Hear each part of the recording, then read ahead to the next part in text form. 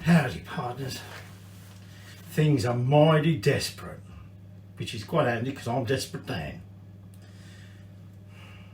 Aunt Aggie won the lottery and she's buggered off to see her family and left me and can't have a shave because she didn't fill me bloody blowtorch up, hence my beard. Can't use anything else, need a blowtorch to get my stubble off, and more worryingly, I've run out of cow pie. But I found a recipe, so I'm going to make Desperate Nan's cow pie. So first thing off, we need to get a couple of tablespoons of oil in there. All right, we're going to want some more oil in a bit, and then I've got about 3 onions sliced up. Ooh, better turn the pan on. More now, might get some heat under there. And then we're going to chuck in them onions. Keep that bowl, I'm going to need that. And where's it gone? And we're going to add some garlic. I'm going to crush some garlic in there. Now I could do that very easy with my little finger. A bit unhygienic. So we're going to add that in there, and then once I've done that, we're going to sort of cook them for about 5 minutes until they're lovely and golden. So I'm going to get frying. So while my onions and garlic are frying up, I'll tell you what else you're going to need. Okay, secret recipe. Don't let on. Right, first off, obviously we've got about 3 onions and a bit of garlic crushed in there. A couple of cloves, but I like my garlic.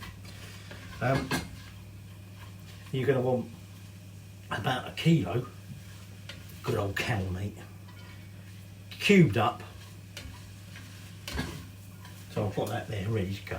All right, and we're going to brown that all off once we've cooked our onions.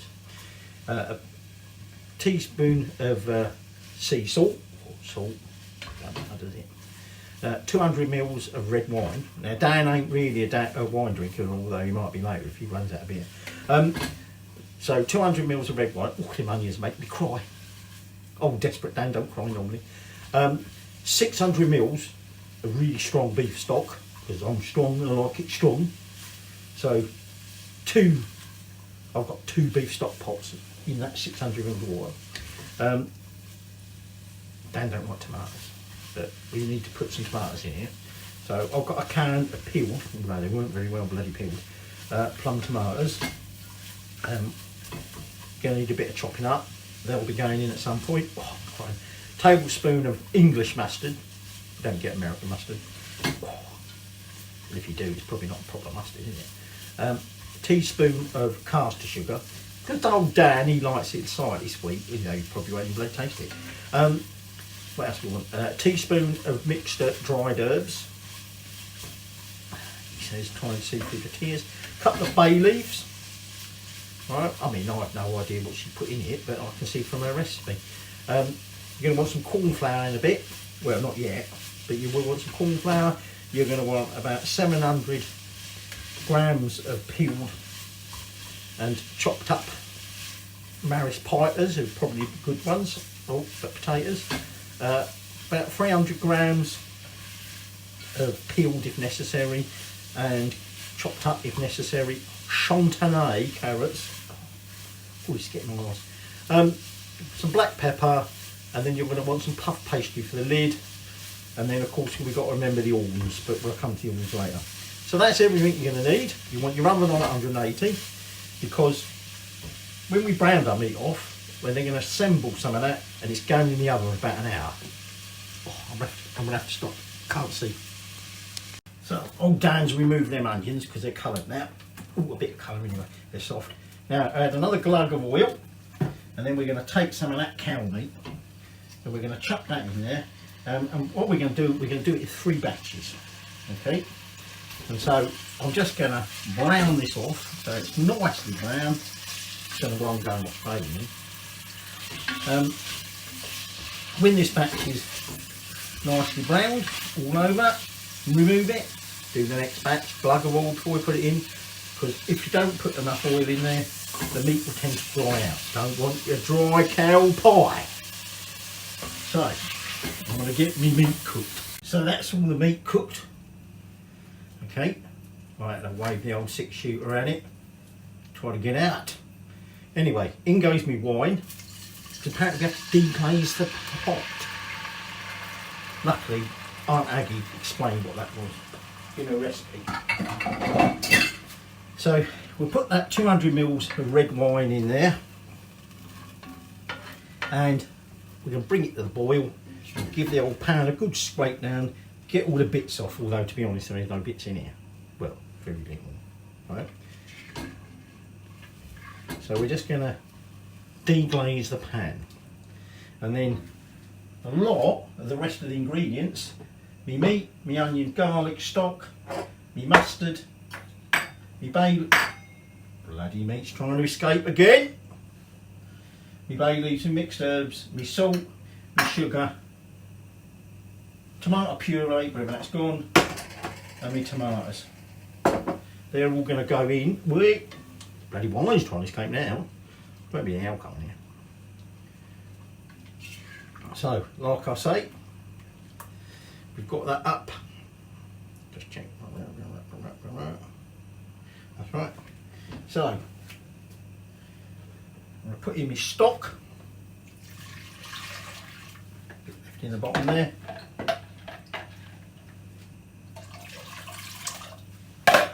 Stock's in. Meat and onion and all that going in. Including that bit down there trying to escape. They keep kitchen clean when old Aggie comes back, if she comes back. She'll be moaning if I leave it there. Right, in goes a teaspoon of salt, teaspoon of cast sugar, teaspoon of mixed herbs, couple of bay leaves, me tomatoes, sound or not. Okay, in they go. We want a tablespoon of mustard, and how much? I can't remember how much I wanted of the tomato. Oh, about 2 tablespoons of tomato puree. Now you might have noticed I didn't chop them onions, tomatoes. I'm going to give them a bit of mashing up because they're all quite soft anyway. So what we're going to do now is I'm then going to bring that up to the boil, and we're going to cover it with a lid. Okay, and then that is going to go in the oven that's preheated, remember, to 180 for about an hour, hour and a half. It might be nearer an hour because we're getting a bit late in time. So I'm just going to chop them up, and like I say, we're going to bring that up to the boil, and then that's going to go in that oven. So Dan better go and have a rest then, and catch you later. So there you go. That's all. Still some bloody lumps of tomato in there. I'll have to get rid of them. So that's been cooking for about an hour. I'll add a bit of pepper, strong black pepper, and then I've got here my chopped up potatoes and carrots. In they go. Get in there. And I'm just going to give them a bit of a mix in.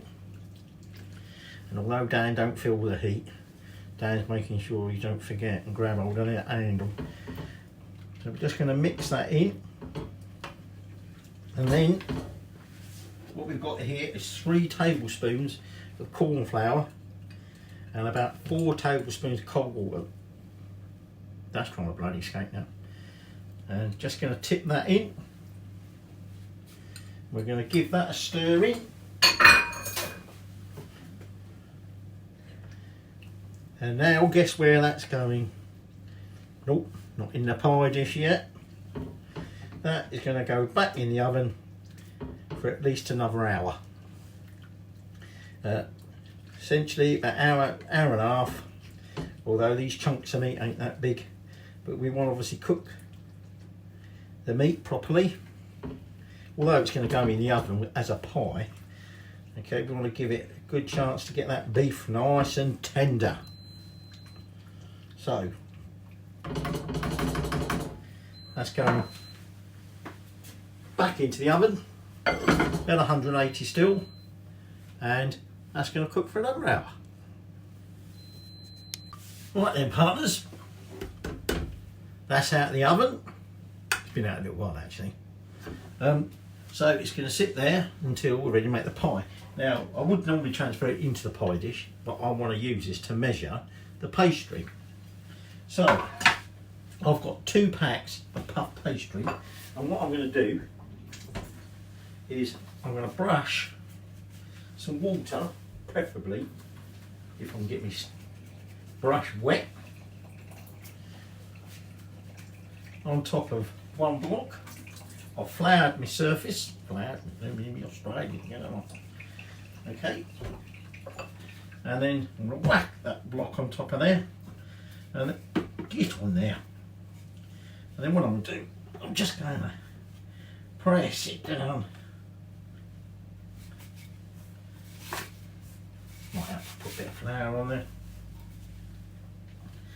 just to get the two nicely together, and then all we're going to do is we're going to roll it out so it's at least, better get me muscles going here, that's why I need my cow pie.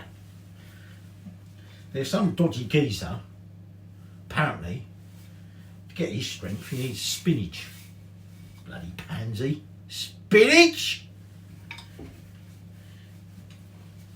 Cow pie is what you need to get your strength up. And like I told you before, I'd run out. That's why I'm having to make some. So, I'm going to roll this out until it's at least about 5 centimetres bigger than that dish, and we're going to cut that round out, and then I'm going to cut some strips,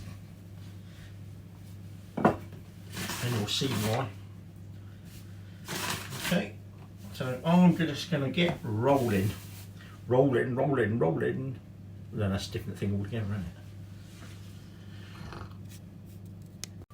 So I've got my pie dish. Now, I really wanted a slightly bigger pie dish. Do you try and find a big bloody pie dish? Not only possible. Bought some nice enamelled ones. Tiny. So, oh, excuse me. Bought this one. Biggest one I could find. Not really quite big enough. So what we're going to do is we're going to spoon this mixture. I'm using a slotted spoon, as it were, because at this stage I don't want too much sauce in there. And what we're going to do is we're going to pile that filling into there, spread it out, but we want to heap it up in the middle, so we've got a nice rounded pie. Right? So I'm going to get that transferred. I've already found the 2 bay leaves, so I'll whip them out. Don't want to get them in there. You don't make a bit of tomato on that bit. Get rid of that bit. Most of the tomatoes are all disintegrated, but I keep finding right there. Horrible lump of it.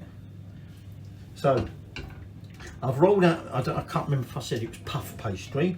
Okay, 2 500-gram lots of puff pastry. So I've rolled that out, and I've also and I've cut it. I told you, cut it bigger than 5 centimetres bigger, but also I've cut some strips. Okay, you'll see why in a minute. And I've just made up an egg wash. I've just taken 1 egg and beaten it. So I'm going to get this sorted, and then we'll crack on. So I'll take the egg wash. I've cleaned around the edge of the pie dish. Okay, and what I'm going to do is I'll get out of there. I'm just going to brush around that rim with the egg wash, and then, oops, put your finger in there. And then what we're going to do is we're going to take them strips, and I'm basically going to press that down onto the rim No, more want to stick to my fingers than anything else. Okay, we're just going to stick that down onto there. Take another strip, overlap it. So I'm just going to go all the way round, just sticking these strips. So we just got a ring, a pastry. Get your ring right. So I've done that. I'll now take my egg wash again, and this time I'm going to brush it over the top of the ring. And we've got our lid ready to go on. Now ideally you want it to look a little bit more piled up in the middle. I just ran out of ingredients. I know I told you that pie dish was too small, but to be honest with you, I didn't actually have a kilo of meat. I only had about 700 grams, if that. So I then take my lid and I lay that on top, and I'm now just going to go around the edge and I'm just going to press that down into that rim. Okay, and then once I'm happy that that's bonded on there, I can go round with it and trim that off. I thought the pie was leaking out, but I think it's just a bit of egg wash. So I'm just going to make sure that's all sealed, and then we're going to take a knife and I'm just going to trim it. Now of course we're missing something vital for my cow pie. Where's the horns? Well, what we're going to do is I'm just going to make a little hole there. Phone's going off. Wife can get that.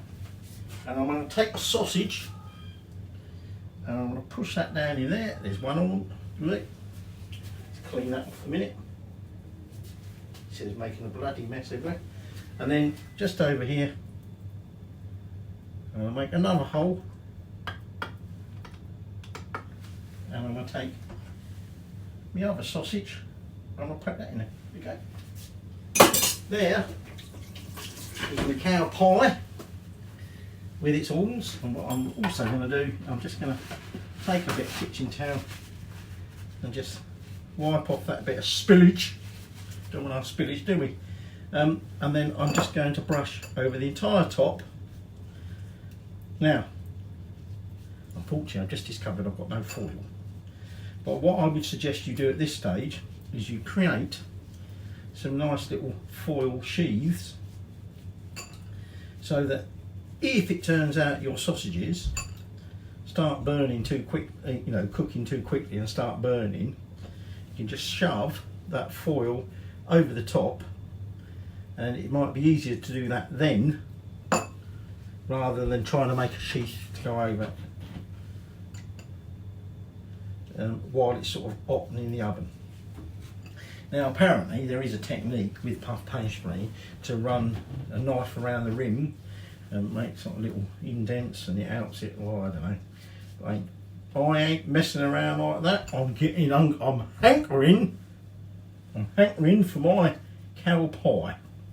So the final thing I'm going to do, I'm going to take my knife and I'm just going to make a couple of slits in the top just to let that steam out.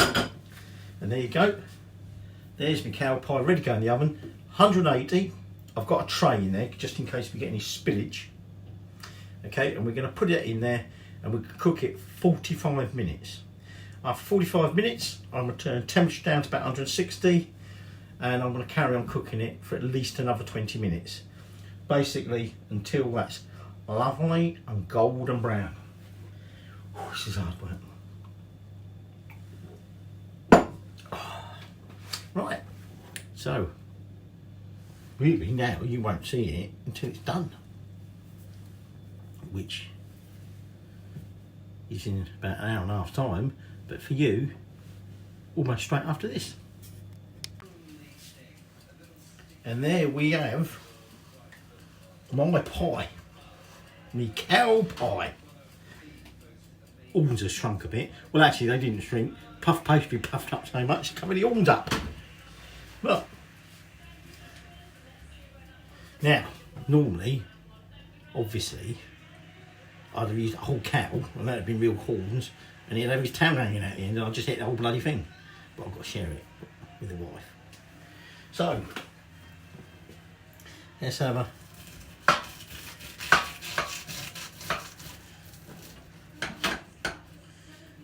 cut a chunk out.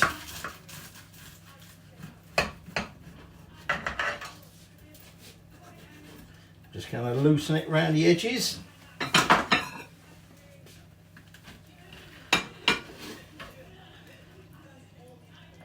Now, probably going to have to scoop some of the filling out separately, but you can see that there's me topping. There's a bit of the filling, making a mess on the side there. Not on this knife, I think.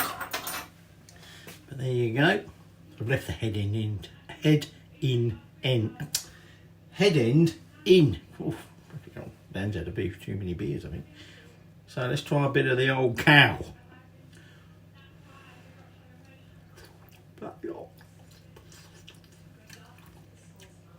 Nice and tender.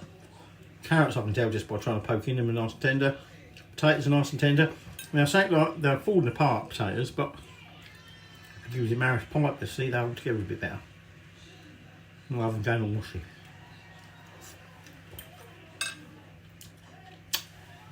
Old Dan's going to be happy tonight. Desperate Dan's cow pie.